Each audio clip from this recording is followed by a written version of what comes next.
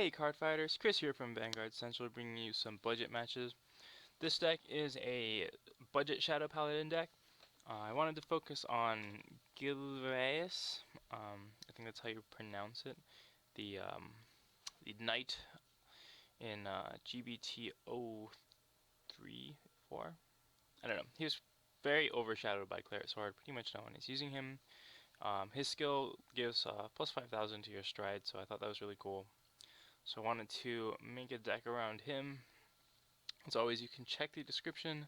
There'll be an article about it. So go check that out. And let's get into the matches. We see a double G assist game going on here. Very fun.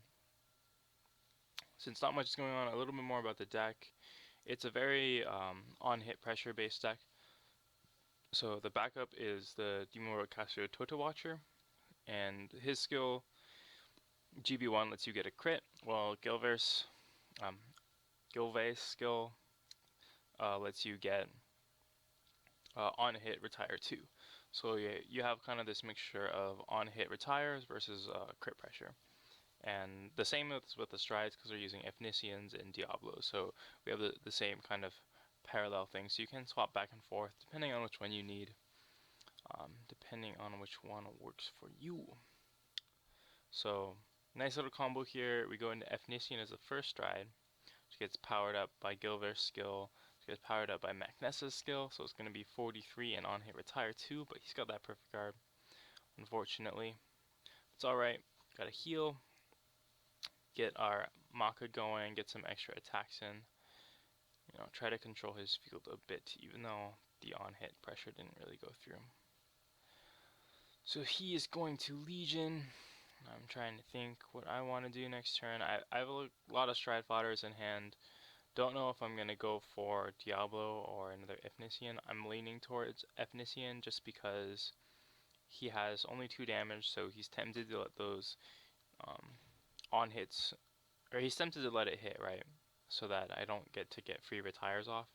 Whereas crit is just pressuring him for game. I'd rather, whittle him down first. So I do go ahead and go for Gilvaese's skill killing the Dorant, because he does need 2. But Dorant, or not Dorant. Oh my gosh, David Dorant.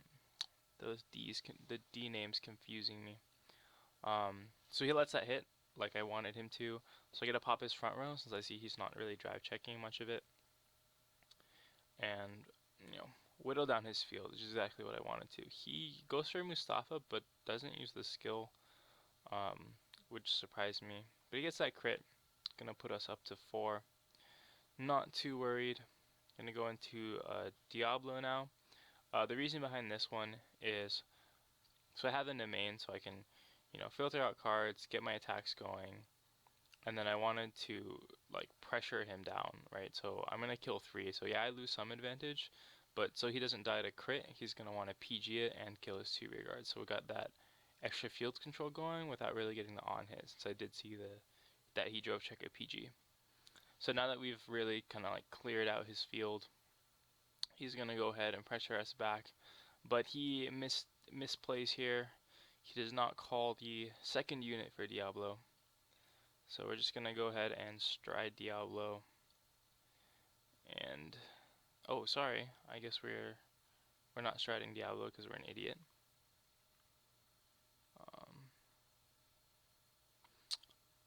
It might have been because he was only at 3. I didn't want to risk it for just the crit, so that's why I did that. Yeah, I think that's it, because I knew he's at 3, so I didn't want to just use up my last Diablo and then he's just gonna no guard it. I don't get the crit, and that puts me in a bad spot because I don't really have a good way to finish the game. So I wanted to keep applying pressure with my on hits, but luckily he does the same thing next time. Doesn't call it units, and that's going to be the game.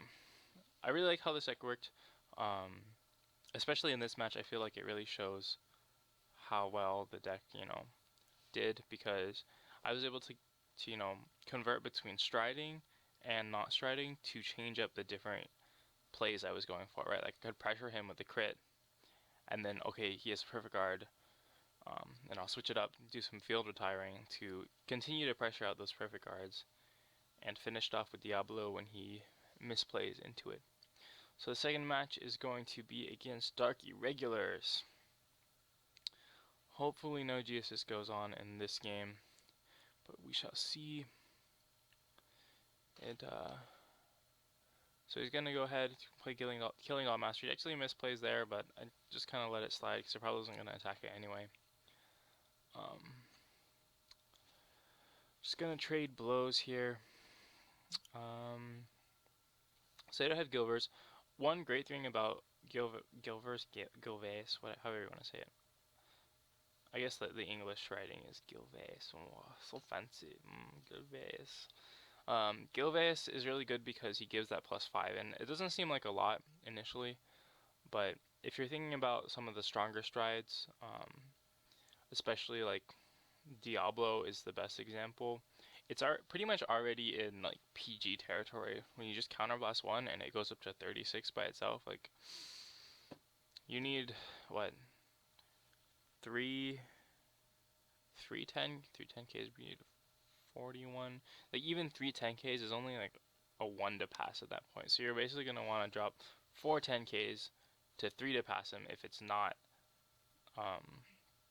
if he's not boosted and he you don't have perfect guards or something. So sorry, that extra 5K is boosting him up to the 41 unboosted, which means 4 10Ks is just 2 to pass. Like that's so scary when you stride and your opponent's like you can only 2 to pass. Like they get that first damage, first check critical, and you're like, no, please don't put it on Vanguard and don't get another trigger. And they put it on a Vanguard, obviously, and then you're like, yeah, those situations are so stressful. So he does end up G-assisting, unfortunately. Getting rid of a Gilvaese, which becomes relevant later. Let's see. But yeah, that 41K unboosted, and then if we do get the booster off, it's going up to like at least 46 plus, which is going to be really strong because you basically have to PG that or lose your whole hand, which means you can go for plays where you just get the crit and you don't retire any of your rear guards if your opponent doesn't have the PG, and then they have to lose a ton no matter what happens there. So that +5K makes a huge difference, and it also opens up counterblast for like things like Maka and other strong units. So very good. So go for the double on hit pressure with Evnisian, but he has the perfect guard. Seems to be a trend in these games. A perfect guard that double retire Evnisian. Oh, actually no, I think he got off last game. Never mind. But yeah, that's a lot of pressure. 43K unboosted. Again, it's basically PG or take it. Either one I'm happy with because if they PG it, then it opens up, clears the way for Diablo. So I'm perfectly okay with that. So he goes ahead, gonna be 3-2 in my favor. Not really, just gonna keep a little like pressure up with the strides. Not going for Diablo yet, partially because I didn't get counterblast and because I can get some on hits off. So get that crit, push him up to 5 damage, retire his starter so he can't like soul charge like crazy, and then push cards out from his hand because he's forced to guard now. So that was good. Thinking about what he's going to do his turn, what I'm going to do, he's probably going to make me retire something with Shaharlet's effect. So to get the Gilvaese, I don't believe he has enough soul. He has like 10 or 12 soul at this point, so he's not going to be able to prevent me from perfect guarding it with Nemain, which is, I think, what's going to happen. And he's got those rear guards. Not too scared of the rear guards since they're only 9Ks. He does call the booster. Still not going to change too much, but he's going to swing Vanguard first with that, probably to hit me up to 3 before the stride. We're just going to go ahead and guard. Oh, we do take that. Alright, we're taking that because we know that we're going to block the stride. That's why we're doing that. It's a little bit of an iffy decision because I might have wanted to say it too, but I chose to do that because I wanted to take the damage and I wanted to be safe. Yeah, I wanted to be safe about taking that damage, so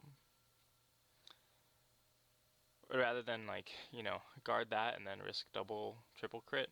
Not very unlikely, but can still happen. Can definitely still happen. So here is what I was saying before, right? With Sabimu, I think is the 10k booster, GB 10k booster. Diablo goes up to 51, and he like has to perfect guard. If he doesn't perfect guard that, then he's basically dead. So get some triggers, put him all in rear. He's gonna be able to guard that all, but not much left in hand. Not much left in hand at all. So looking like we're in a good spot, but we will not be able to stride next turn, which is a little unfortunate. So probably just gonna have to go for like retiring plays. Yeah, so we'll see. So he calls a rear guard, but forgets to stride. No biggie. You know, these games are for fun. They're not like super competitive, and I don't really mind. You know, small things like that. Unless like I guess you're like, you know, the finals of the Bushy Road World Championship qualifier, then that's probably makes a big difference. So again, we do the same thing. We're taking his attack from before so that we can have easy counterblast, safe counterblast, and guard his Vanguard. As you can see, he did get the double crit, so if I had done the other way around, that would have been bad news. And we guard the other one. So I can go for a Diablo, but I do see a perfect guard there, so I'm not gonna just go straight for Diablo and get, you know, PG'd out easily. Although it would be a good play just to get what am I thinking about? Just to get more drive checks for more crits, right? So because if I get a crit, I win, basically. Especially since I use the Eagle and Grosne to really pump up the other side. So if I get any crits, I win because he can't finish that off. So I did get that crit, so it didn't really matter. Probably, oh no, I couldn't have Striden because I like wouldn't have been able to call a field. So it works out. So he just goes up and quits before taking the damage, or I think he actually took the damage, but like the replay didn't save that he took the damage. I don't know. Anyway, thanks for watching, guys. I hope you liked these matches. The deck is definitely very fun. It's a lot more powerful than I think people will give it credit for, just because of how hard it is to guard the strides. Make sure to comment down below, tell us what you think about the deck, about the matches. Give us a like, it helps out a lot, and subscribe for more content. Vanguard Central, out.